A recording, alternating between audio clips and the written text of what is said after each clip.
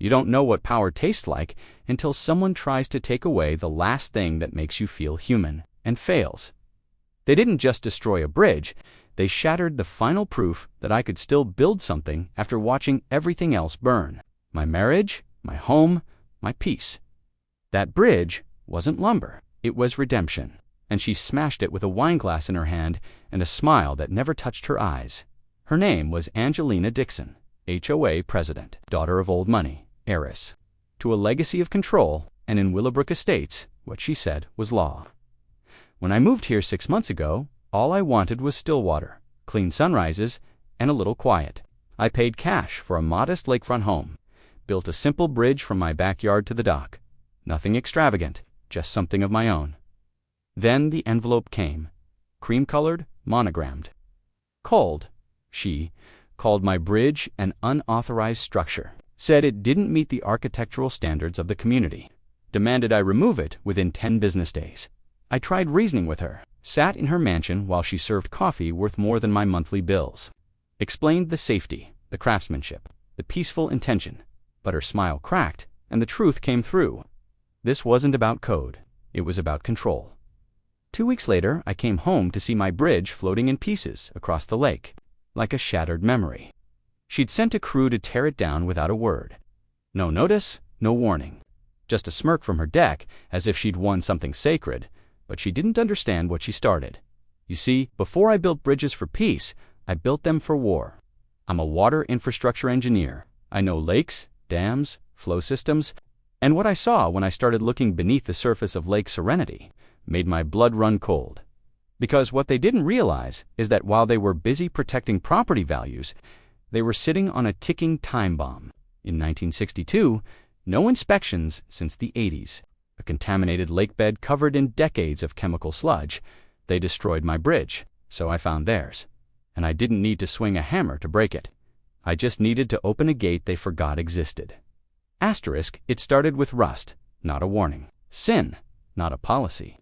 Just rust on a metal latch hidden behind a tangle of ivy and years of HOA neglect. That's where I found the spillway control, an old manual crank welded into a concrete bunker at the far end of the lake. No cameras, no lights, no locks, because no one thought anyone would ever go looking.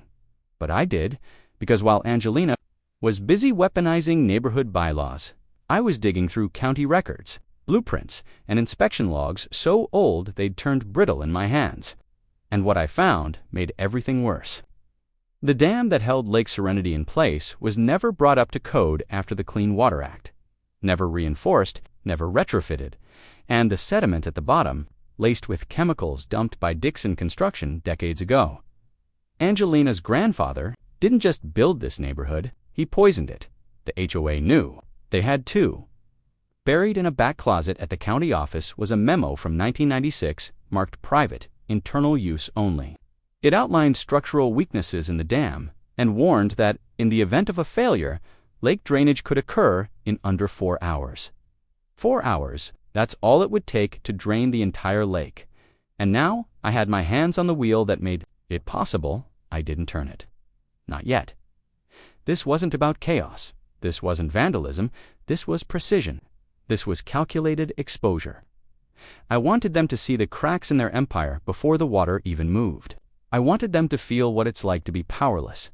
So I started small, a sign planted in the sand where my bridge used to stand. This was mine. Another a week later, my bridge lives. Then a third, truth overrules. Each one, handcrafted, bolted into the earth, visible from Angelina's balcony. By the time she called an emergency HOA meeting, the community was already whispering. I didn't even have to say a word. All I had to do was raise questions no one had dared ask before. About the smell during low tides, about the fish that sometimes floated belly up in July, about why no one could remember the last time the dam was inspected. Angelina's empire ran on fear and silence. But fear only works when no one knows the truth, and I had truth by the throat. Asterisk control is a drug, and like any drug, the withdrawal is ugly. Angelina Dixon wasn't just a control freak, she was an addict, addicted to appearances, addicted to power, addicted to the silence of a neighborhood too scared to speak. But my signs, they broke that silence. Not all at once, but like water through a cracked wall. The pressure started to build. She tried to reassert her grip, the way tyrants always do with paper. The next fine came by courier, $5,000. Unauthorized signage, environmental alarmism. The letter was signed not by the HOA board, but by Angelina herself. From her personal email, that was the first mistake. That was panic. I left the fine unopened on my front porch, let the sun bleach the paper until the ink faded like the authority behind it. And I didn't stop. I added a fourth sign. Beautiful lake, broken dam. This time, I included a QR code. It linked to county records, engineering reports, and archived memos. Documents they'd never expected anyone to find. Documents that spoke for themselves. That weekend, neighbors who hadn't looked me in the eye for months started slowing their walks near my property. Some paused, some read. One man snapped a photo and nodded once before continuing on. The wall of silence was breaking, and Angelina knew it. Her next move wasn't legal. It was psychological. She hosted a wine mixer, a casual gathering, exclusive invite list. All residents welcome, except me, but Clara Rhodes was there. The quiet widow who saw everything but said nothing. She slipped me a napkin 2 days later. Protecting our 5-star lifestyle from local agitators, it said, HOA will handle misinformation with swift action. That wasn't hospitality. That was a threat, a public execution by charm and Chardonnay. But here's what she didn't know. When you strip away the meetings, the smiles, the fake civility, all that's left is fear. Hers, because behind that sculpted face and manicured lawn was a woman. Watching her kingdom rot from the inside, she called me dangerous. She was right, but not because I yelled, not because I fought, because I saw her, and I wasn't afraid. Asterisk, the best revenge is never loud. It doesn't shout, it doesn't knock down the front door. It slips through the cracks you forgot existed, and by the time you notice the silence, it's already too late. I spent the next 4 nights in the archives of the county planning office. Quiet halls, dusty folders, fluorescent lights buzzing like angry insects. I wasn't looking for gossip.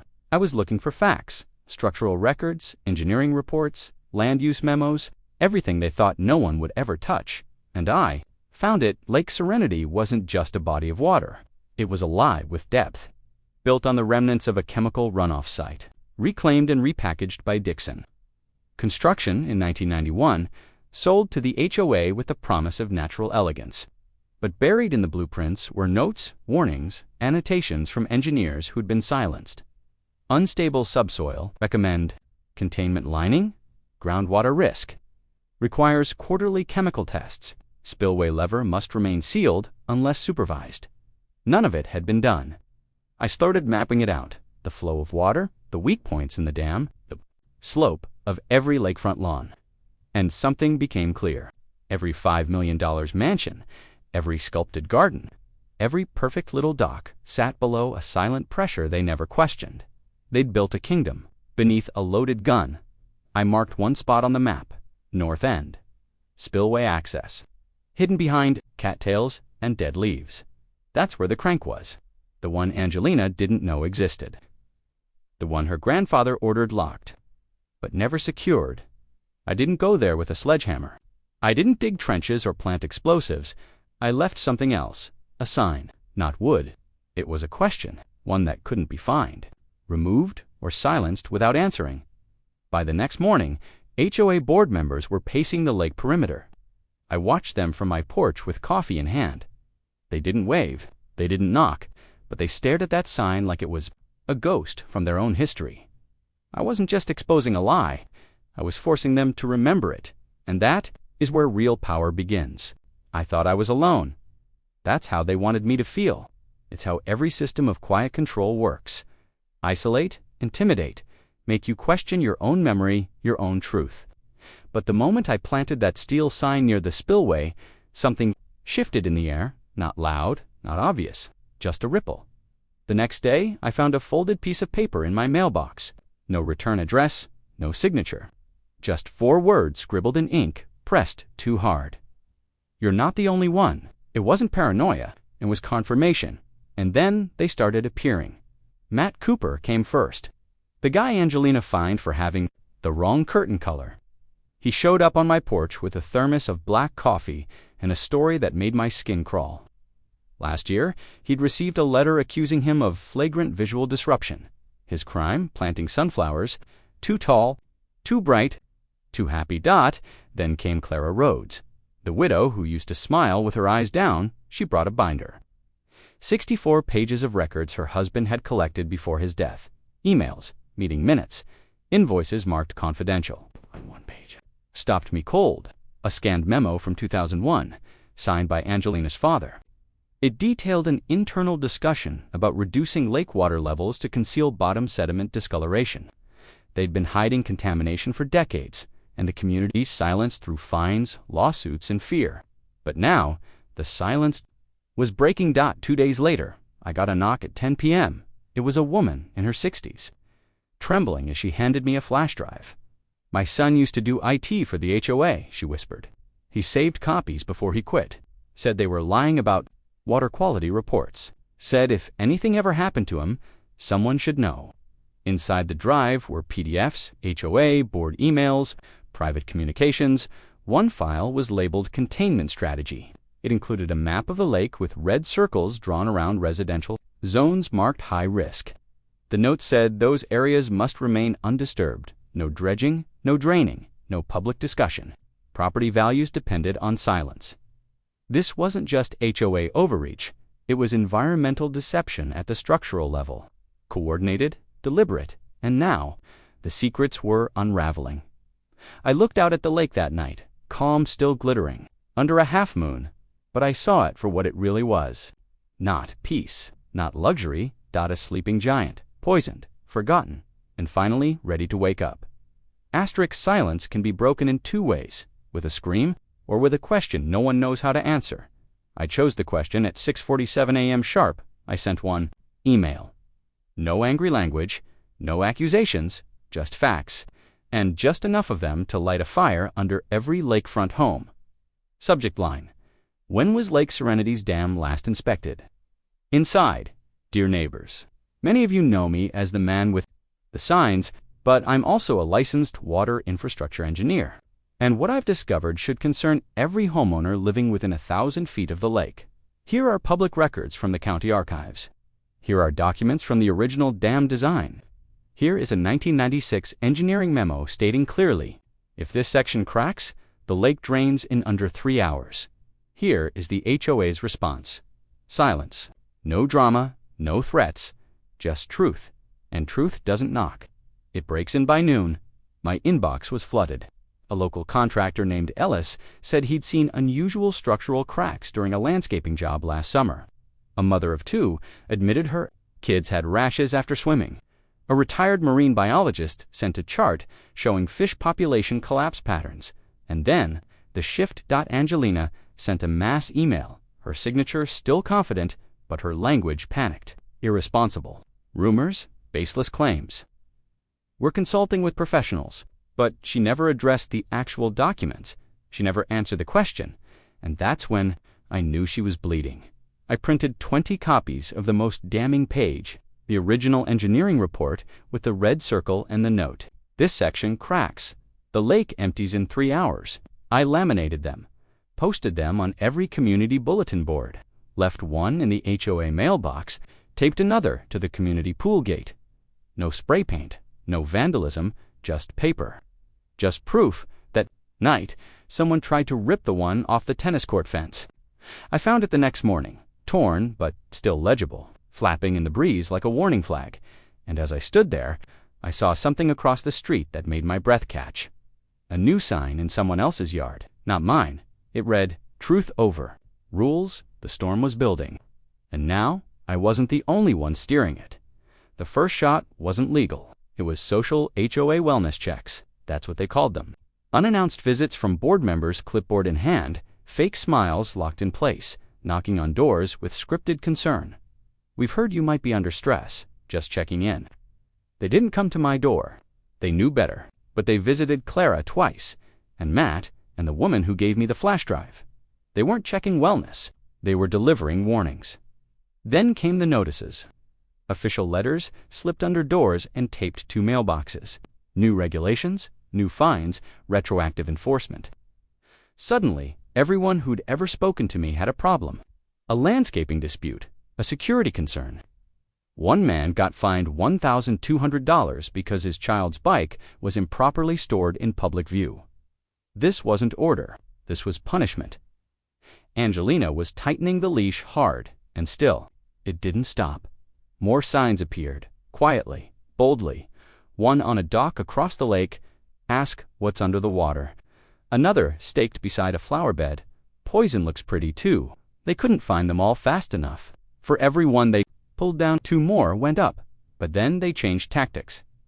The next HOA newsletter included a full-page editorial written by Angelina. No names, just implications.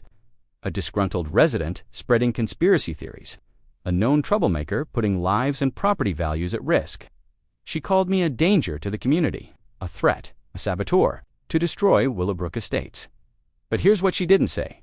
She never denied the documents, never addressed the dam, never mentioned the chemical tests or the files from Dixon Construction, because she couldn't. I posted her newsletter on my porch with one line in red marker across the top. She still hasn't answered the question. That night, my security camera caught 2 men in dark clothing approaching my house. They didn't knock, didn't speak, just circled the property. One of them took a photo of my car. The message was clear: back down, or this gets personal. But fear only works when the truth is still hidden. And this time, the truth was everywhere. HOA wasn't protecting a neighborhood anymore. They were guarding a rotting secret. And the harder they squeezed, the faster it slipped through their hands. Asterisk, every machine breaks the same way. Not with a scream, but a grind, a stutter, a glitch in the system it can't repair. That glitch showed up Monday morning. A statewide environmental inspector. Not one of mine showed up at the Willowbrook HOA office unannounced. Clipboard, camera, testing kit, and a quiet smile that said, "We're not here for tea." Angelina wasn't ready. You could tell by the way she followed him around, barking pleasantries like bullets. Of course we've been compliant.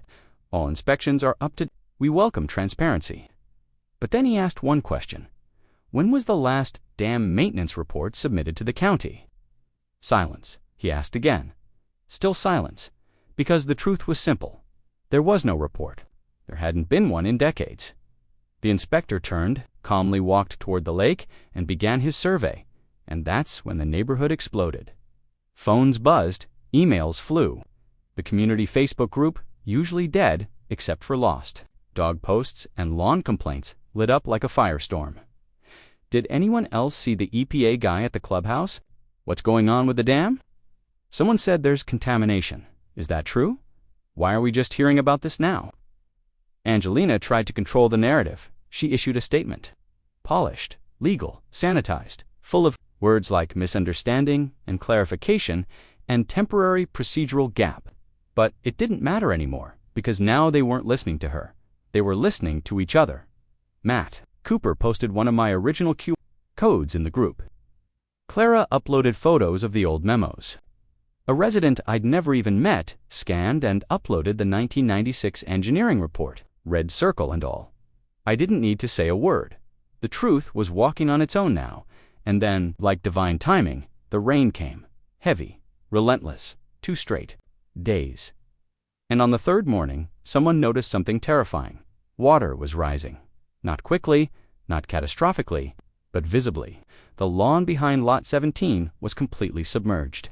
Tree roots exposed. Dock half drowned. The spillway wasn't draining, and the dam wasn't holding. Residents gathered in robes and raincoats by the lake's edge, staring out like disciples, watching a miracle they never asked for. But it wasn't a miracle. It was a reckoning, and this time, there would be no hiding. They should have fixed it 30 years ago, when the first test came back red. 20 years ago, when the report warned of fractures. 10 years ago, when residents quietly moved away without explanation. 6 months ago, when I built a bridge, and they burned it to the ground.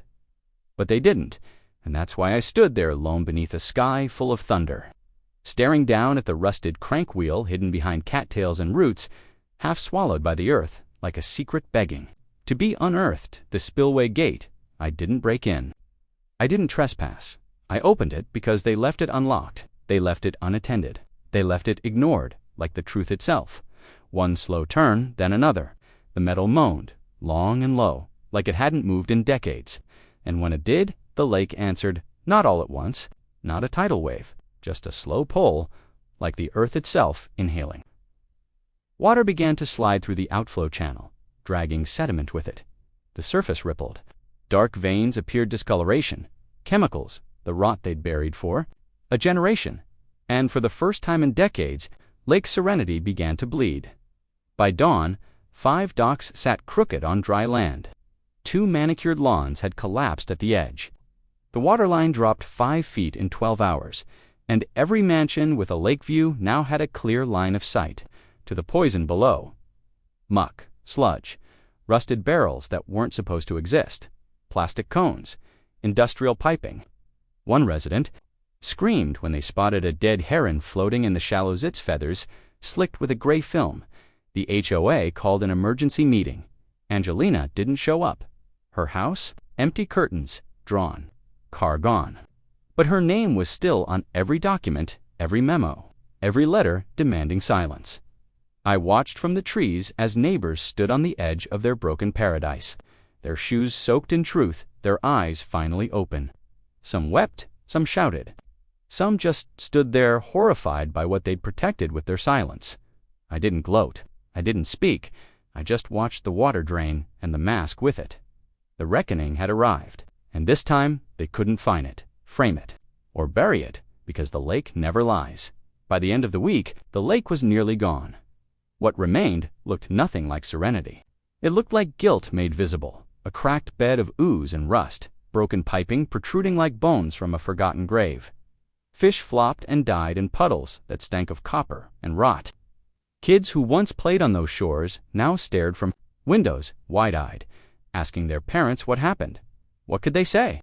That they trusted a system built on image over integrity, that they ignored the signs, the cracks, the questions, because confronting them was inconvenient, that they let a woman with power issues and a clipboard dictate reality. The county arrived first, then the state. Within 72 hours of the spillway opening, Lake Serenity became a Level 2 environmental emergency zone. Hazmat suits, temporary fencing, soil testing, water collection. A reporter even flew in by chopper to get drone footage of the exposed lakebed. And the headlines wrote themselves. Willowbrook's $5 million homes exposed to hidden toxic lakebed. HOA cover-up triggers environmental probe. Suburb of secrets, the rot beneath Serenity. Angelina was subpoenaed. Her family name Dixon was now attached to decades of buried corporate waste, and investigators weren't asking politely anymore. Dixon Construction was under formal review, and someone leaked the HOA emails to the press, all of them, every lie, every memo, every fine issued to silence dissent. It was over. But for me, it was only just beginning. See, I wasn't here just to reclaim a bridge. I was here to find out if a man could still win against the quiet machinery of power. The kind of power that doesn't shout, it smiles, that finds you instead of arresting you, that poisons your water while charging you HOA dues. And now, that power was bleeding out in front of the very people it once ruled. Matt Cooper sold his house. Clara's name went viral as the whistleblower who helped crack the damn conspiracy. And me, I rebuilt my bridge. This time, stronger. Steel beams, reinforced supports, solar lighting that glows red at night like a warning and a promise. And I placed a final sign at its base. Not a protest, not a threat, just truth. Some bridges are meant to burn. Others are meant to be built over what they tried to bury. If you live in a community like Willowbrook, look beneath the water. Ask who owns the gate, and if they don't answer, build the lever yourself. Because once you open the truth, there's no dam strong enough to stop what comes next. Asterisk, if this story shook you, opened your eyes, or made you think twice about who really holds the power. Hit that subscribe button. Drop a comment below if you've ever battled an HOA, an institution, or a system built to keep you silent. And share this with someone who's still asleep. Because next time, it might be their lake that gets drained.